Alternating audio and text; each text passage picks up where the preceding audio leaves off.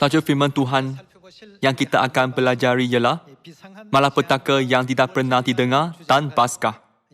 Melalui tajuk ini, mari kita belajar tentang kehendak Tuhan. Pada minggu yang lepas atau lebih, berita mengenai Iran dan Amerika Syarikat mungkin adalah berita utama di seluruh dunia. Ia adalah perkara besar yang membawa banyak ketegangan kepada ramai orang di seluruh dunia. Saya nampak berita bahawa Iran melancarkan 13 hingga 15 peluru berpandu balistik ke atas pangkalan tentera Amerika Syarikat di Iraq.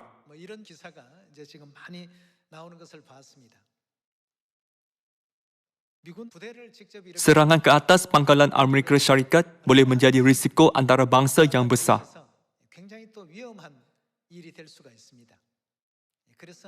Jadi saya fikir, meskipun begitu, adakah Presiden Amerika Syarikat tetap diam? Seluruh dunia memberi perhatian terhadapnya sepanjang malam. Situasi masa kini mempengaruhi seluruh dunia, bukan negara ini sahaja. Korea Selatan kini berada dalam kedudukan yang sangat sensitif kerana sambungan kita dengan Korea Utara. Walau bagaimanapun, di Timur Tengah, nampaknya ketidakpercayaan telah diwujudkan kerana masalah sedemikian. Dalam situasi ini, seluruh dunia, termasuk media massa dan semua ahli politik, bertanya, adakah Amerika Syarikat akan mengisytiharkan perang? Bahkan di negara kita, Persidangan Keselamatan Nasional telah diadakan. Hari ini, di bawah tajuk malapetaka yang tidak pernah didengar dan Paskah, mari kita pelajari firman Tuhan. Setiap kali orang di dunia menghadapi perkara seperti itu, mereka berfikir, bagaimana kita dapat diselamatkan? Apa yang mesti kita lakukan untuk terus hidup? Mereka menjadi sangat cemas dalam keadaan dan situasi seperti ini. Tetapi anak-anak Sion selalu memiliki iman bahawa bapa dan ibu sentiasa bersama dengan kita. Walaupun dalam malapetaka yang tidak pernah didengar ini, oleh sebab imam ini, ahli-ahli Sion kita kelihatan sangat tenang dan cerah, seperti bulan purnama. Sama ada perkara seperti itu berlaku atau tidak. Kita berfikir, ia benar-benar baik untuk beriman kepada Tuhan, terutamanya dalam situasi ini. Walaupun kita tidak perasan pada waktu biasa, setiap kali kita menghadapi masalah, kita dapat melihat perbezaan yang besar antara mereka yang percaya kepada Tuhan dan mereka yang tidak. Juga, kita tidak percaya kepada Tuhan secara unilateral. Tetapi sekarang, kita hidup dalam perjanjian yang Tuhan tubuhkan dengan kita. Oleh itu, bukankah masa depan kita pasti akan cerah, cemerlang dan indah dalam kemuliaan? Mungkin kerana kita mempunyai minda ini, orang di sekeliling kita selalu bercakap baik tentang ahli-ahli Sion. Mereka fikir gereja Tuhan kita memeriksa ahli-ahli dan ada syarat untuk keahlian. Apa yang buku Wahyu bab 22 ayat 17 katakan? Marilah, barang siapa yang haus, hendaklah ia datang. Barang siapa bermaksud bahawa tidak ada syarat. Bukankah ini tempat untuk sesiapa yang mahu mempercayai Tuhan boleh datang? Apabila kita tidak mengetahui kebenaran, kita tidak kelihatan cerah. Tetapi selepas kita menerima kebenaran, kita kelihatan cerah seperti bulan purnama. Saya sering berfikir, oleh sebab kita mempunyai kegembiraan yang sejati dalam hati kita, melalui iman kita terhadap Tuhan, ekspresi wajah kita juga berubah. Orang di sekeliling kita, orang kafir yang tidak percaya kepada Tuhan, sering berkata begitu. Gereja Tuhan seolah-olah memilih ahli-ahlinya. Sebenarnya, ia adalah benar. Antara semua orang yang terkurung di dunia yang berdosa, Tuhan telah memilih kita. Jadi mereka adalah betul dari perspektif tertentu. Tetapi kita tidak melantik orang yang tertentu sebagai ahli kita, bukan? Apabila kita hidup dalam kebenaran, kita kelihatan cerah. Dan ia kelihatan masa depan kita cerah dengan harapan untuk sesuatu yang hebat. Secara positif, saya fikir anda bercakap banyak tentang perkara ini. Oleh sebab itu, mereka berfikir umur ahli-ahli Sion kita adalah 10 tahun lebih muda atau 20 tahun lebih muda. Mereka mengatakan seorang ahli yang berumur 50 tahun kelihatan seperti berumur 30 tahun dan ahli yang berumur 70 tahun kelihatan seperti berumur 50 tahun. Di mata saya juga, saudara-saudari kita kelihatan jauh lebih muda daripada umur mereka. Walaupun saya tahu umurnya, saya kadang-kala berfikir bagaimana dia boleh kelihatan begitu muda pada umurnya. Bukankah ini semua adalah kerana bapa dan ibu memberi kita yang berada di Sion kegembiraan yang berlimpah, keyakinan untuk masa depan dan mengisi kita dengan harapan?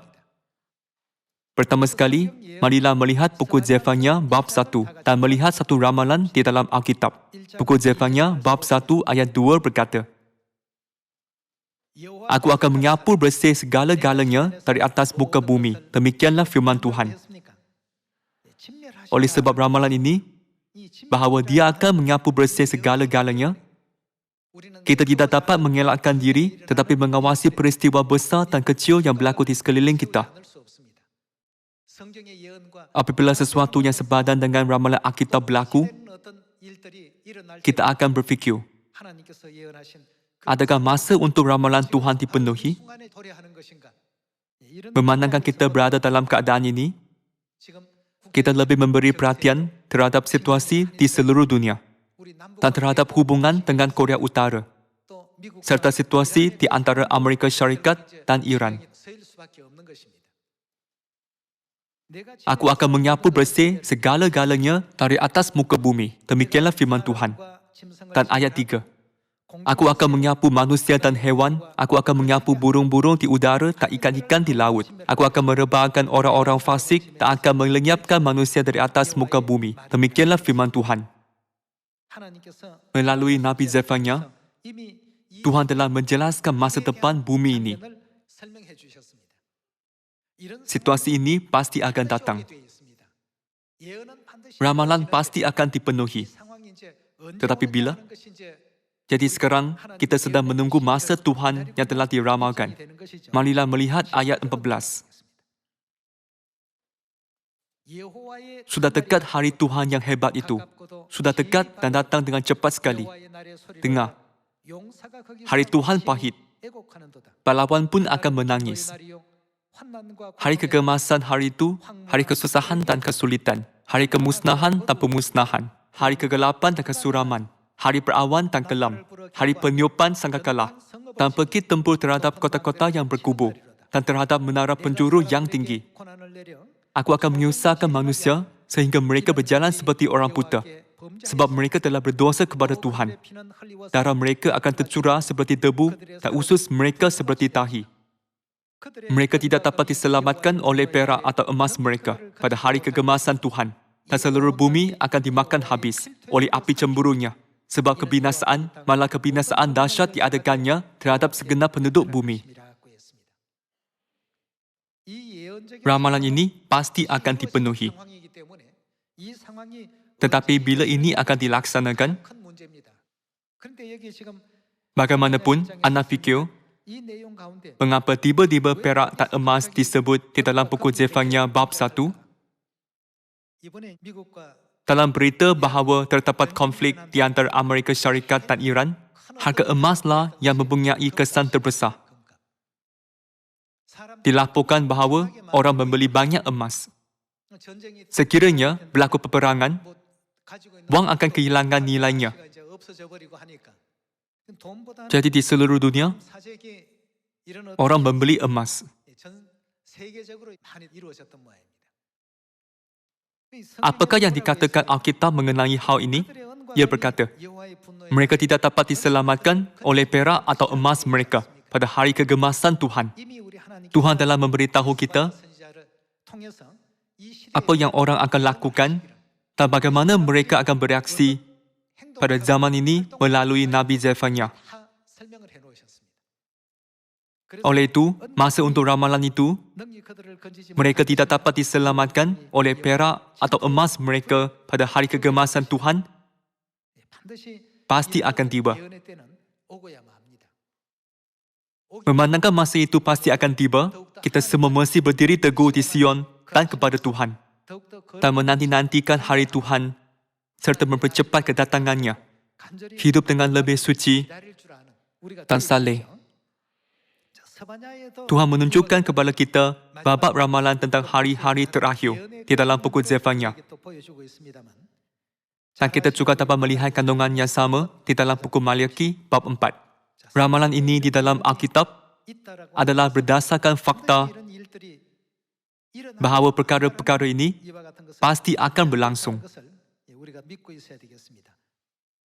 Marilah melihat ajaran buku Maliaki bab 4 ayat 1. Bahawa sesungguhnya hari itu datang, menyala seperti perapian. Maka semua orang gegabah dan setiap orang yang berbuat fasik menjadi seperti jerami dan akan terbakar oleh hari yang datang itu. Firman Tuhan semesta alam. Sampai tidak ditinggalkannya akal dan cabang mereka. Tetapi kamu yang takut akan namaku, bagimu akan terbit surya kebenaran dengan kesembuhan pada sayapnya. Kamu akan keluar dan bercingklak-cingklak seperti anak lembu lepas kandang. Kamu akan menginjak-injak orang-orang fasik sebab mereka akan menjadi abu di bawah telapak kakimu. Pada hari yang kusiapkan itu, firman Tuhan semesta alam. Nabi Maliaki juga meramalkan bahawa hari yang menyala-nyala seperti relau pasti akan datang. Mari kita melihat pukul 2 Petrus bab 3 juga. Ini adalah babak yang diramalkan di dalam Alkitab. Memandangkan kita mempercayai Alkitab, kita tidak boleh memandang rendah firman Tuhan.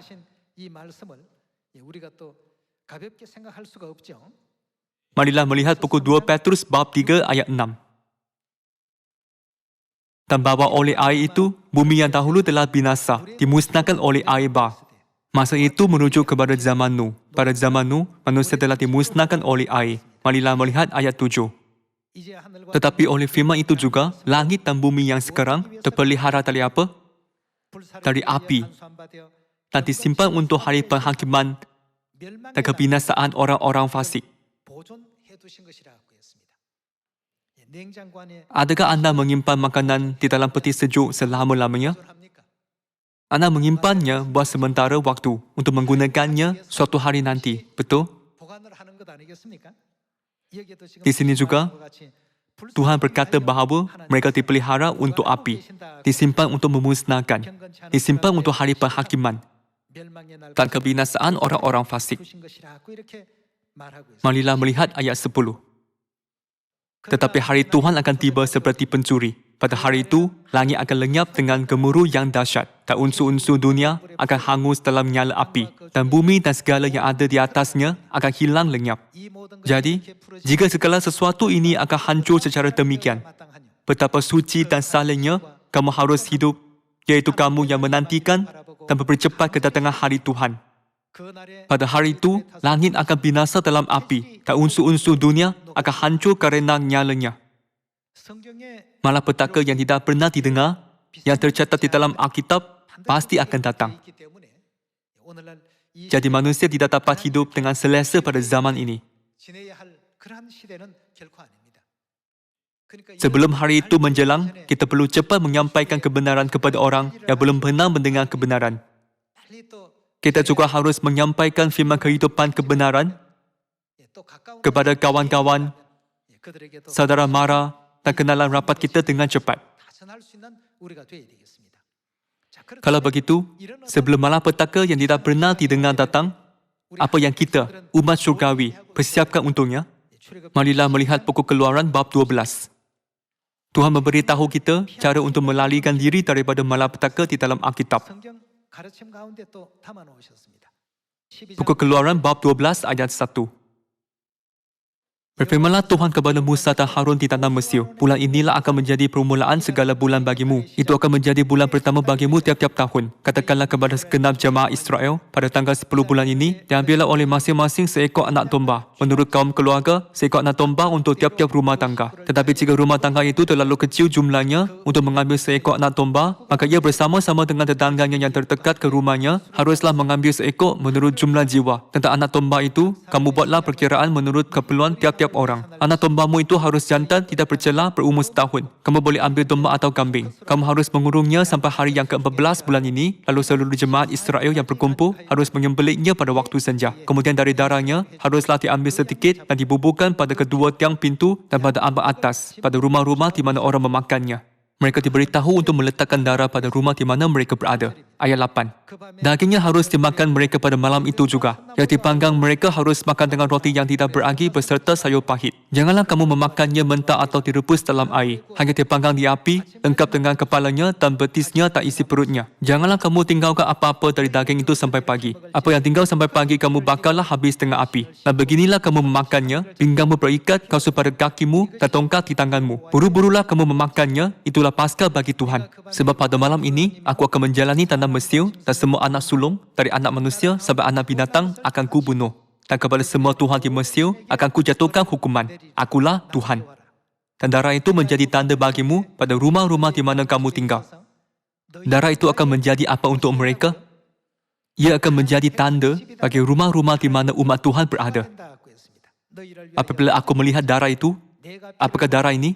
Ia adalah darah domba Paskah. Maka aku akan lewat daripada kamu. Jadi tidak akan ada tular kemusnahan di tengah-tengah kamu. Apabila aku menghukum tanah Mesir, hari ini akan menjadi hari peringatan bagimu. Kamu harus merayakannya sebagai hari raya bagi Tuhan turun-temurun. Kamu harus merayakannya sebagai ketetapan untuk selamanya. Untuk menyelamatkan manusia daripada penghakiman terhadap dunia ini dan daripada malapetaka yang tidak pernah didengar. Tuhan telah meletakkan jalan bagi mereka untuk melarikan diri daripada malapetaka dalam sejarah keluaran. Tuhan memastikan bahawa malaikatnya hanya akan melewati rumah-rumah yang mempunyai darah domba Paskah dan memusnahkan semua rumah lain yang tidak mempunyai darah domba. Kalau begitu, pada zaman Roh Kudus juga, haruskah kita menyembelih domba dan meletakkan darahnya pada kedua tiang pintu dan pada ambak atas menurut hukum perjanjian lama seperti yang dilakukan oleh orang Israel pada 3,500 tahun yang lalu? Marilah melihat buku 1 Korintus bab 5 dan melihat bagaimana kita harus memelihara perjanjian abadi Tuhan pada zaman ini. Buku 1 Korintus bab 5 ayat 7 berkata, buanglah ragi yang lama itu supaya kamu menjadi adonan yang baru, sebab kamu memang tidak beragi. Sebab anak domba Paskah kita juga telah disembelih, yaitu Kristus. Tuhan membiarkan malapetaka melewati rumah-rumah yang mempunyai darah domba Paskah.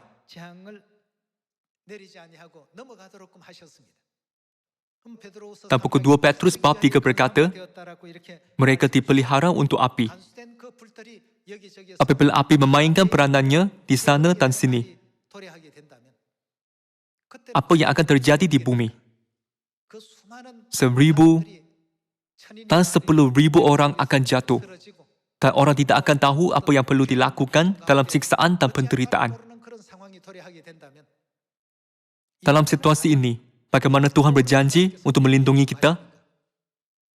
Perjanjian lama adalah bayangan perjanjian baru. Kalau begitu, domba Paskah merujuk kepada siapa dalam perjanjian baru? Siapakah domba Paskah kita? Yesus Kristus ialah realiti Paskah. Kalau begitu, kita memerlukan darah siapa pada zaman perjanjian baru? Kita benar-benar memerlukan darah Kristus yang berharga. Hanya rumah-rumah yang mempunyai darah Kristus yang berharga boleh menerima rahmat yang sama, seperti apa yang orang Israel terima melalui upacara Paskah, yang mana darah diletakkan pada kedua tiang pintu dan pada ambak atas pada 3,500 tahun yang lalu. Sebab anak domba Paskah kita juga telah disembelih, yaitu Kristus. Ayat 8. Kerana itu, marilah kita berpesta. Apakah perayaan ini? Paskah. Bukan dengan ragi yang lama, bukan pula dengan ragi keburukan dan kejahatan, tetapi dengan roti yang tidak beragi, yaitu kemuliaan dan kebenaran.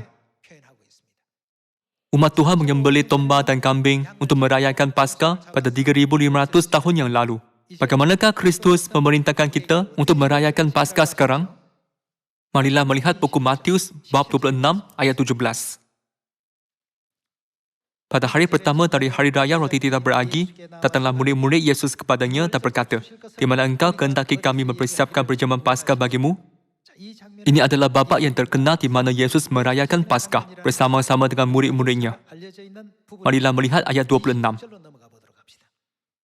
Dan ketika mereka sedang makan, Yesus mengambil roti, mengucap berkat, memecah-mecahkannya, lalu memberikannya kepada murid-muridnya dan berkata, "Ambillah, makanlah, inilah tubuhku." Yesus dilambangkan sebagai domba Paskah. Jadi, tubuhku merujuk kepada tubuh domba Paskah. Betul? Ayat 27 berkata, sesudah itu ia mengambil cawan, diisi dengan wain, mengucap syukur, lalu memberikannya kepada mereka dan berkata, "Minumlah kamu semua dari cawan ini. Sebab inilah darahku, darah perjanjian, yang ditumpahkan bagi banyak orang untuk pengampunan dosa." Memandangkan Kristus ialah domba Paskah kita, darahku merujuk kepada darah domba Paskah. Betul? Yesus berkata, "Aku sangat ingin merayakan Paskah denganmu, kerana ia adalah perayaan yang sangat diperlukan untuk kamu." Yesus melihat kesudahan dari permulaan.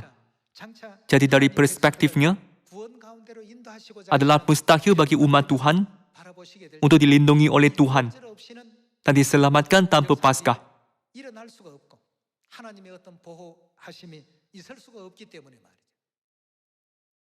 Ketika 7 tulah terakhir menimpa bumi, dan keempat-empat angin bumi dilepaskan. Apabila bumi adalah dipelihara untuk api memenuhi kebinasaannya dan segala-galanya berada dalam kekacauan dan huru-hara, ketika keadaan dahsyat yang tidak dapat dijelaskan ini berlaku,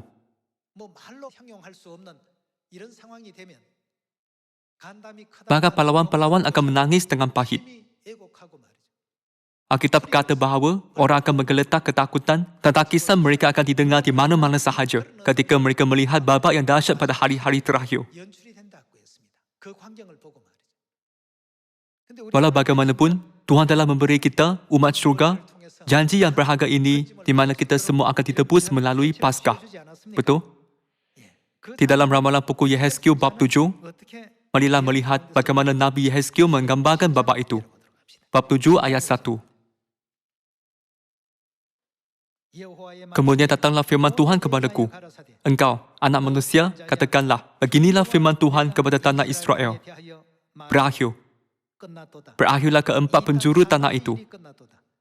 Kini kesudahanmu tiba, dan aku akan mencurahkan bukaku atasmu.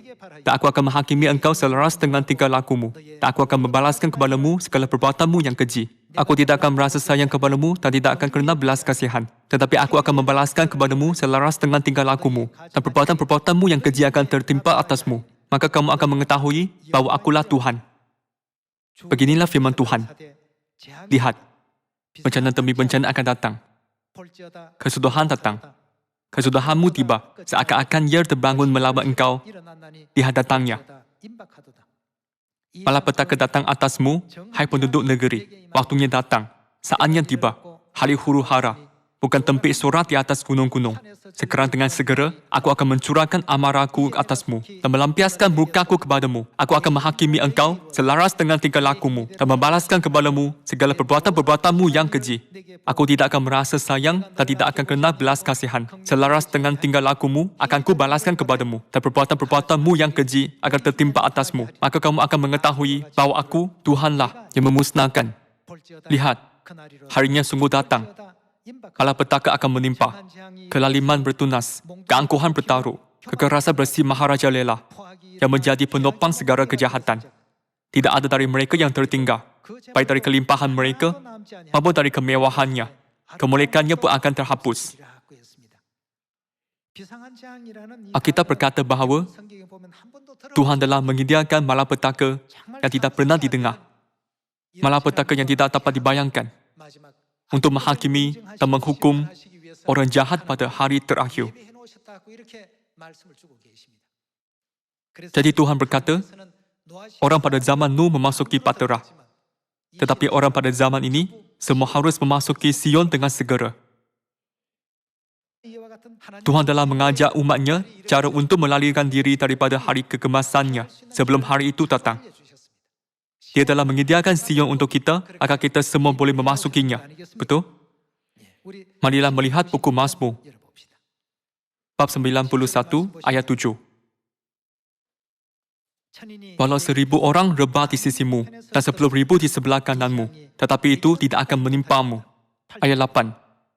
Engkau hanya menuntunnya dengan matamu sendiri dan melihat pembalasan terhadap orang-orang fasik. Sebab Tuhan ialah tempat perlindunganmu, yang maha tinggi adalah kau buat tempat pada Tuhanmu. Malapetaka tidak akan menimpa kamu, dan tulah tidak akan mendekat kepada kemahmu. Sebab malaikat-malaikatnya akan diperintahkannya kepadamu. Untuk apa? Untuk menjaga engkau di segala jalanmu. Memandangkan Tuhan dalam memberi kita janji ini, kita berasa begitu selamat, bukan? Semua perkara ini bukan hanya tertulis di dalam buku Malaki dan Zefania. Perkara yang sama juga muncul dalam babak yang Rasul Yohanes telah melihat dalam sebuah penglihatan.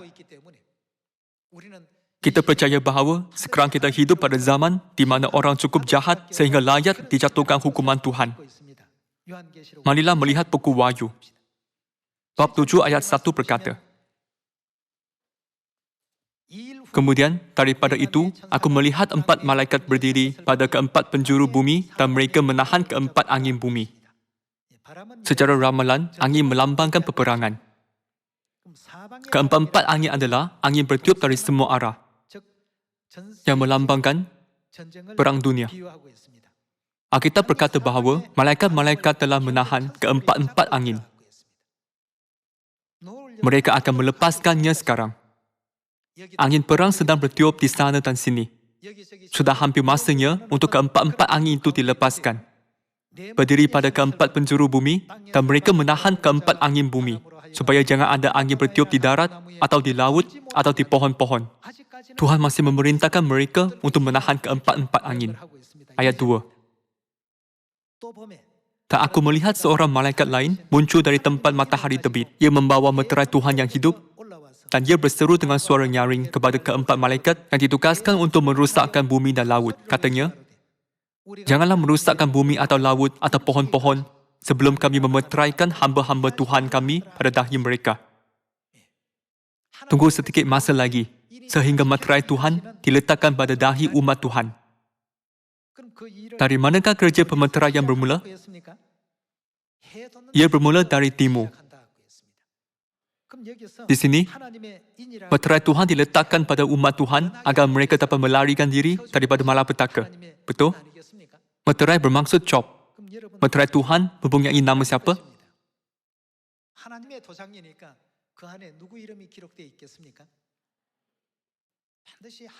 Nama Tuhan ditulis di mana? Ia akan ditulis pada dahimu. Tuhan berkata, Dia akan meletakkan meterainya dalam minda dan roh kita. Bilakah ramalan ini sepatutnya menjadi kenyataan? Bukan pada zaman Bapa atau pada zaman Anak. Ia akan dipenuhi pada akhir zaman ini, zaman Roh Kudus. Jadi, di sini, nama siapa yang mesti muncul atas meterai Tuhan yang datang dari timur? Ia bukan nama Bapa, Yehova, atau nama Anak, Yesus. Meterai Tuhan mesti mempunyai nama siapa? Ia adalah nama baru Yesus. Nama Roh Kudus. Meterai Tuhan mempunyai nama baru Yesus, An Sang Hong. Akan diletakkan pada setiap orang yang percaya kepada Kristus An Sang Hong. Mempertimbangkan hal-hal ini, marilah melihat ayat 2 sekali lagi.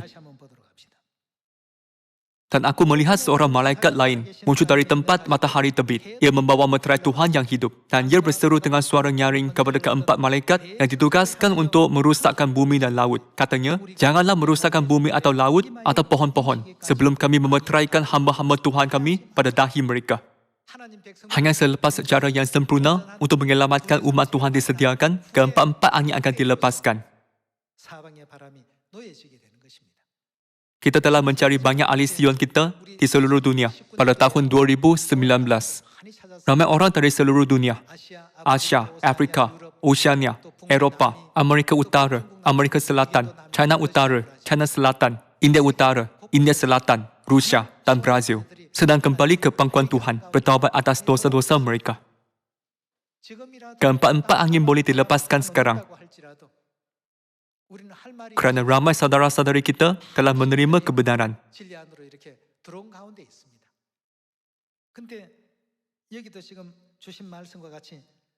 Seperti yang kita lihat di sini, keempat-empat angin ditahan buat sementara waktu. Dan kerja pemeteraian Tuhan bermula dari timur. Meterai Tuhan merujuk kepada Paskah, betul? Ia menunjukkan Paskah Perjanjian Baru. Jadi, kebenaran Paskah Perjanjian Baru tidak boleh muncul di Barat. Di manakah ia sepatutnya muncul? Korea. Terus timur dari Pulau Patmos, yang berada di hujung bumi. Bermula dari sini, kerja hebat untuk meletakkan meterai Tuhan Paskah Perjanjian Baru pada orang di seluruh dunia sedang dilakukan sekarang. Korea Utara dan Amerika Syarikat kini terlibat dalam perang saraf yang sengit atas senjata nuklear. Situasi kecemasan ini dilaporkan pada tajuk media berita utama yang menarik perhatian daripada orang di seluruh dunia. Adakah sesuatu malapetaka akan berlaku di Timur Tengah atau di Korea? Negara yang jauh di timur? Sesiapa yang membaca ramalan Alkitab sangat mengambil berat tentang itu. Israel adalah negara yang paling bahaya di Timur Tengah. Korea adalah negara di hujung bumi. Kedua-dua negara ini merupakan titik pencetus malapetaka. Menurut ramalan akhir zaman, sebenarnya, berpuluh-puluh peluru berpandu telah dipecah ke atas pangkalan tentera sekarang.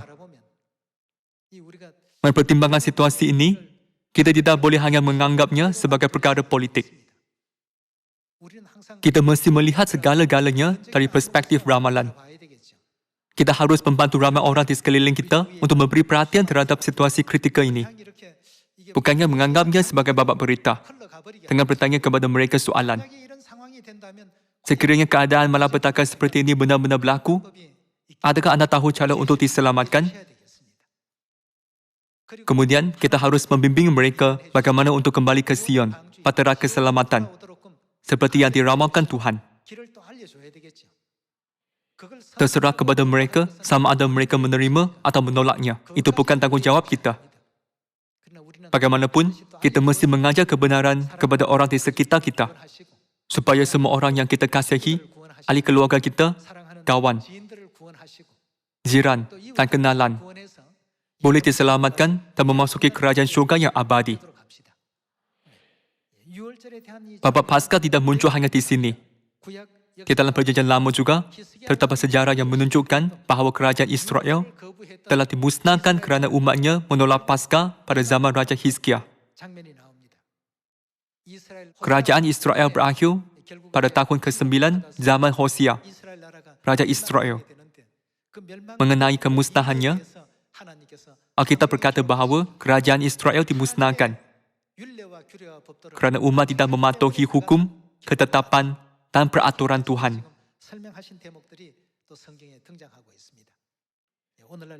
Tuhan telah memberikan apa yang baik kepada kita semua yang hidup pada zaman ini. Walau bagaimanapun, orang menolaknya. Kita perlu pergi ke sekitar dan memberitahu orang ramai jangan menolaknya. Perayaan Paskah sedang menghampiri. Agar tidak menyesal atas kegagalan untuk menginjil dengan berkata, saya seharusnya memberitakan Paskah. Marilah kita bersiap sedia untuk merayakan Paskah dan membimbing mereka supaya banyak menyedari, serta membimbing semua orang ke kebenaran Paskah Perjanjian Baru sebagai pesuruh Tuhan. Terdapat banyak tanda malapetaka di sana dan sini pada tahun ini.